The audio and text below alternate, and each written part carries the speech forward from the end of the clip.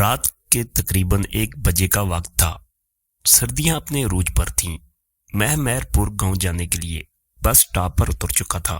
Bus stop پر موجود اکا دکا چھوٹی موٹی دکانیں بند ہو چکی تھیں۔ کسی بشر کا شعبہ تک نہیں ہوتا تھا۔ دسمبر کی یک بستہ چلنے والی ٹھنڈی ہواؤں نے ہر طرف ہو کا عالم طاری کر رکھا تھا۔ میں بس سے اترنے کے بعد پریشانی کے عالم میں اپنا بیگ گھسیٹتا ہوا سڑک کے کنارے کھڑا ہو گیا۔ نور پور جانے کے لیے مجھے اس سے آگے کا راستہ معلوم نہیں تھا۔ 1 منٹ، میں نے اپنا تعارف تو کرایا ہی نہیں۔ میرا نام حسن علی ہے اور پیشے کے لحاظ سے میں ایک استاد ہوں۔ میری عمر کوئی 33 سال ہو گئی۔ شادی شدہ اور 2 بچوں کا باپ ہوں۔ نور پور کے اسکول میں میرا تبادلہ ہوا تھا۔ اسی سلسلے میں نور پور پہنچا تھا۔ اسکول کے پرنسپل نے مجھے خط میں بتا دیا تھا کہ اسکول کا چپڑاسی مجھے بس سٹاپ پر تانگے سمیت ملے گا، پھر وہی مجھے اسکول کے سرکاری رہائش میں لے جائے گا۔ مگر وہ بیچارہ شاید میرا انتظار کرتے کرتے واپس چلا گیا تھا، کیونکہ نور پور جانے والی بس مجھ سے چھوٹ گئی تھی۔ دوسری بس نے مجھے 1 بجے یہاں لا کر کھڑا کر دیا۔ دھند کی وجہ سے ہر طرف بیابان نظر آتا تھا۔ میں پریشانی کے عالم میں جہاں تک ممکن تھا دیدے پھاڑ پھاڑ کے چاروں طرف دیکھ رہا تھا۔ سردی سے میری ٹانگیں کانپ رہی تھیں۔ یہ اس بات کا اشارہ تھا کہ جلد سے جلد مجھے اپنے لیے ٹھہرنے کا انتظام کر لینا چاہیے، جو کہ فی الحال نظر نہیں آ رہا تھا۔ میں نے بیگ میں رکھی ٹارچ نکالی اور اسے بٹن دبا کر آن کیا۔ اتنے میں میرے کانوں میں لاٹھی ٹیکنے کی آواز آئی، جیسے کوئی بوڑھا شخص آہستہ آہستہ سڑک پر لاٹھی ٹیکتے ہوئے میری طرف آ رہا ہو۔ میرا دل اضطراب کے مارے اچھلنے لگ گیا۔ میں نے ٹارچ کا رخ آواز کی سمت کیا، مگر دھند کی وجہ سے روشنی شرما کر جیسے واپس آ گئی تھی۔ آواز بدستور میری طرف بڑھ رہی تھی، مگر ہیولا نظر نہیں آ رہا تھا۔ کافی دیر تک آواز آتی رہی تو میں خود بے چین ہو کر آواز کی سمت بڑھا، شاید کسی کو مدد کی ضرورت ہو۔ میں بیگ کو سائڈ پر رکھ کر چل پڑا۔ تھوڑی دور چلا مگر کوئی بندہ نہ بندے کی ذات نظر آئی۔ آواز تھی جو آئی جا رہی تھی۔ میں حیران ہوا کہ شاید کوئی واپس مڑ گیا ہو۔ تیز تیز قدم اٹھاتا ہوا آواز کے تعاقب میں دوڑ پڑا۔ دوڑتے دوڑتے یہ بھی بھول گیا کہ مجھے نور پور جانا تھا اور میں کس چکر میں لگ گیا ہوں۔ کیش میں آ کر میں نے ہوا میں مکہ لہرایا اور پلٹ کر واپس چل پڑا۔ ابھی 2-3 قدم ہی اٹھائے ہوں گے کہ کسی نے میرے کندھے پر ہاتھ رکھا۔ سخت سردی میں میرا بدن کانپ رہا تھا، مگر وہ ہاتھ جو جیسے برف کی مانند تھا۔ پہلی بار خوف کے مارے میرے پورے بدن میں سنسنی پھیل گئی اور میں نے ڈرتے ہوئے اپنی گردن پیچھے موڑی۔ میرے سامنے ایک بوڑھا، جس نے سردی کی وجہ سے منہ پر دیہاتیوں کے جیسے کپڑا لپیٹ رکھا تھا، کانپتے ہاتھ سے لاٹھی تھامے ہوئے مجھے دیکھ رہا تھا۔ بوڑھے کو یوں سردی میں ٹھرتا دیکھ کر میرا سارا غصہ کافور ہو گیا اور میں نے حیرت سے پوچھا، بابا جی آپ کہاں تھے؟ آپ کی لاٹھی کی آواز سن کر میں نے آپ کو بہت ڈھونڈا، مگر آپ نظر نہیں آئے۔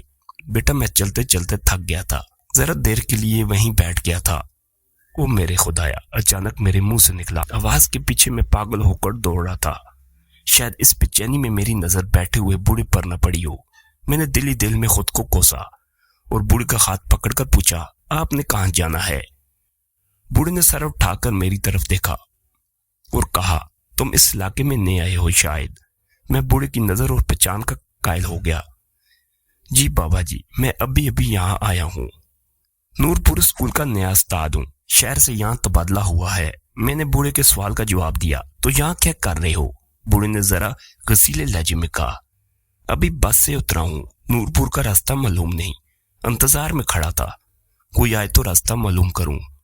چلو آؤ میرے پیچھے، بوڑھے نے کہا۔ وہ لاٹھی ٹیکتا ہوا بنا میری بات سنے چل پڑا۔ حیرت انگیز طور پر اس کے چلنے کی رفتار اچھی خاصی تھی۔ میں باوجود کوشش کے اس کے برابر نہیں چل پا رہا تھا۔ آہستہ آہستہ یہ فاصلہ بڑھنے لگا۔ اتنے میں ہم بس اسٹاپ پہنچ گئے۔ میں نے لپک کر اپنا سامان اٹھایا اور بوڑھی کے پیچھے چل پڑا۔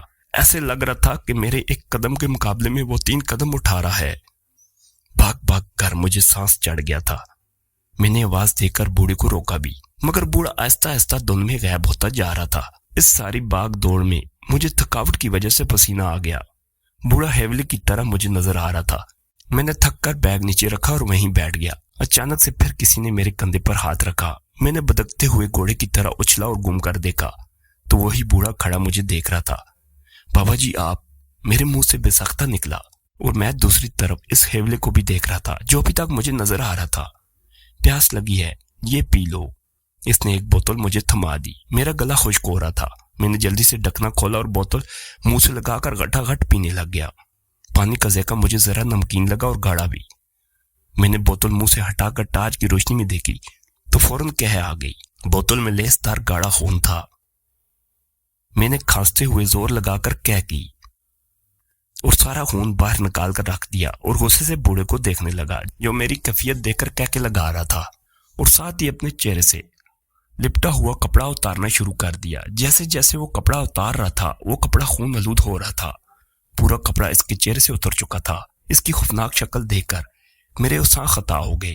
منہ پر صرف دانت تھے جس سے خون رس رہا تھا۔ اوپر نیچے کے دونوں ہونٹ غائب تھے۔ ناک کی جگہ بس گڑے تھے۔ اوپر سے اس کی شیطانی ہنسی جو میری جان نکالے جا رہی تھی اور اس کے غلیظ چہرے کو اور بھیانک کر رہی تھی۔ میں نے جلدی سے بیگ چھوڑا اور ٹارچ ہاتھ میں لیے چیختا چلاتا سمت کا تعین کیے بغیر بھاگ پڑا۔ بس اتنا پتا تھا کہ کہاں بھاگا جا رہا ہوں۔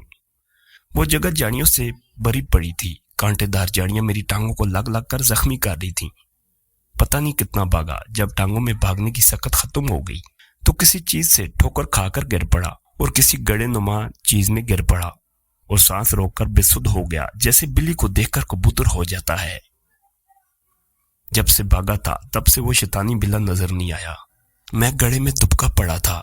کتنے میں ایک بار پھر وہی لاٹھی کی ٹک ٹک سنائی دینے لگ گئی جو ایک بار پھر میری طرف بڑھ رہی تھی۔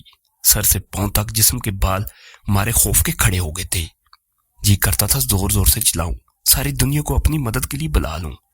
جو میرے ساتھ بیت رہا تھا ایسا تو کہانیوں میں ہوتا ہے، مگر زندگی بھی تو کبھی کبھی کسی کہانی کا روپ دھار لیتی ہے اور پھر یہ کہانی اپنی مرضی کا اختتام کرتی ہے۔ میں نے ہاتھ میں پکڑی ٹارچ لائٹ آن کی اور گڑھے میں روشنی کی تو نیا دھچکا لگا۔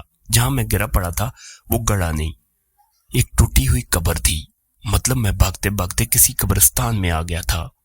قبرستان کا سوچ کر خوف کی ایک اور لہر میرے پورے جسم میں پھیل گئی۔ لاٹھی کی ٹک ٹک کی آواز ابھی بھی آ رہی تھی کہ یکا یک ایک ہاتھ نے میری گردن پکڑی۔ ہاتھ کا لمس محسوس کر کے سمجھ گیا کہ یہ وہی شیطانی بلا ہے۔ خوف کے مارے میری چیخ بھی نہ نکل سکی۔ ہاتھ میں کافی طاقت تھی۔ اس نے مجھے تنکی کی طرح گڑے سے نکال کر باہر زمین پر پھینک دیا۔ میں نے روتے ہوئے پوچھا، مجھے مت مارو، میں نے تمہارا کیا بگاڑا ہے؟ میرے چھوٹے چھوٹے بچے ہیں۔ اس نے ایک لمبا کہکا لگایا اور بولا، مجھے پیاس لگی ہے، تیرا خون پینا ہے۔ مجھے بھوک لگی ہے، تیرا گوشت کھانا ہے۔ رات کے اس پیر جب دنیا سو جاتی ہے تو شیطان اپنے شکار پر نکلتے ہیں۔ آج میرا شکار تو ہے، تجھے میرے ہاتھوں سے بچانے والا کوئی نہیں۔ یہ کہہ کر اس نے اپنا ہاتھ میری طرف بڑھایا۔ وہ مجھ سے کافی دور کھڑا تھا مگر اس کا ہاتھ لمبا ہوتا ہوا میری گردن پر پہنچ چکا تھا۔ اس کے سخت کھدرے ناخن میری گردن میں چبھ رہے تھے۔ میں نے اس کا ہاتھ پکڑا اور جھٹکا دے کر اپنی گردن آزاد کروائی اور ایک بار پھر کانپتی ٹانگوں سے بھاگنا شروع کر دیا۔ دہشت اور خوف کے مارے قبر سے ٹکرا ٹکرا کر بار بار گر رہا تھا۔ بھاگتے بھاگتے میری نظر قبرستان میں آگے درختوں پر پڑی۔ وہاں چھوٹے چھوٹے بچے پرندوں کی مانند ٹہنیوں پر بیٹھے مجھے گور رہے تھے۔ ان کی الو جیسی بڑی بڑی آنکھوں میں بلا کا طلسم تھا جو میری طاقت کو چھل کر رہا تھا۔ اس اثنا میں میرا وجود کسی سے ٹکرا گیا۔ پورے قبرستان میں میرے منہ سے نکلنے والی چیخوں سے گونج اٹھا۔ میں گر کر اٹھ کھڑا ہوا۔ سامنے جو دیکھا تو ایک باریک سفید کپڑوں میں ملبوس نورانی چہرے والے ایک بزرگ کھڑے تھے۔ میں نے جلدی سے بھاگ کر ان کی طرف بڑھا اور چیخنے لگا، مجھے بچا لو، مجھے بچا لو، وہ شیطانی بلا میرے پیچھے پڑا ہے۔ اس بزرگ نے ہاتھ کی انگلی اپنے ہونٹوں پر رکھتے ہوئے مجھے خاموش رہنے کا اشارہ کیا۔ اتنے میں میرے پیچھے وہ شیطانی بلا لاٹھی سے ٹک ٹک کرتے آ رہا تھا۔ بزرگ نے مجھے کہا، بولو، زور سے بولو، حق ہو اللہ ہو، ہر درد کی دوا اللہ ہو، مشکل کشا اللہ ہو۔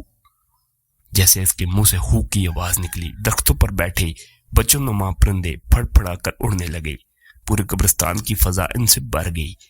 وہ بوڑھا جو میرے قریب آ چکا تھا، بزرگ نے چیختے ہوئے کہا، وہ بوڑھا جو میرے قریب آ چکا تھا بزرگ نے چیختے ہوئے مجھے کہا، بولو، حق ہو اللہ ہو۔ میں نے زور زور سے دیوانہ وار بولنا شروع کر دیا، حق ہو اللہ ہو، ہر درد کی دوا اللہ ہو، مشکل کشا اللہ ہو۔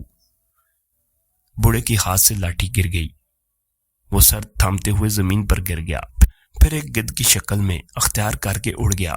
मैं विरद करते करते कंट्रोल में आ रहा था। दिल की बेचैन धड़कनें परसुकून होने लगी थी।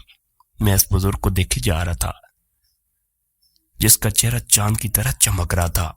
मैंने आगे बढ़कर इसके हाथ चूमने चाहे, मगर वो तो हवा की मानद खड़ा मुस्कुरा रहा था। फिर वो मुझसे मुखातब हुआ, बेटे, इंसान के अंदर खौफ और डर पैदा करके इस पर कब्जा करना शैतानी ताकतों का सबसे बड़ा हथियार होता है। अपने दिल को हर वक्त अल्लाह के जिक्र से पुरसुकून रखो। फिर हवा के चौकी की तरह वो बुजुर्ग भी हवा में तलील हो गया। मैंने जाता देख ही रहा था कि मेरे कानों में आवाज पड़ी, अल्लाह अकबर, अल्लाह अकबर। फजर की अजान की आवाज थोड़े फासले से आ रही थी। मैं आवाज की सीमत चल पड़ा। थोड़ी देर में एक गांव में दाखिल हो गया जिसके बोर्ड पर नूरपुर लिखा हुआ था। मस्जिद के इमाम साहब से स्कूल के चपरासी का पता मालूम करके इससे अपने अलाट किया हुआ घर खुलवाया। मेरी हालत देखकर वो परेशान हो गया। इसको बस मैंने इतना कहा कि आवारा कुत्ते मेरे पीछे लग गए थे। सामान वाला बैग भी कहीं गिर गया है। बड़ी मुश्किल से यहाँ पहुंचा हूँ। इसने मुझे अपने घर से धोती और कमीज ला कर दी। नहा धोकर मैं गांव की मस्जिद में नमाज पढ़ी। सुबह नाश्ता गांव के चौधरी के पास किया। वही चपरासी मेरा बैग भी तलाश करके आ गया। वहां से सीधा स्कूल में गया जहां मेरी क्लास के बच्चे मेरा इंतजार और नए उस्ताद को मिलने के लिए बेताब बैठे थे। इतने में क्लास के मॉनिटर ने कहा कि सर, आज सबक कहाँ से शुरू करेंगे? तो मैंने कहा, सबक वहीं से शुरू करें जो आज मुझे मिला है। हक हू अल्लाहू, मुश्किल कुशा अल्लाहू, हक हू। थोड़ी देर के बाद क्लास के सब बच्चे दीवाना वार ये विरद दोहरा रहे थे। प्यारे दोस्तों, अगर ये स्टोरी आपको पसंद आई तो लाइक और सब्सक्राइब करें और अपने राय का इज़हार कमेंट के जरिए जरूर किया करें। फिर मिलते हैं एक नई स्टोरी लेकर। तब के लिए अल्लाह हाफिज़।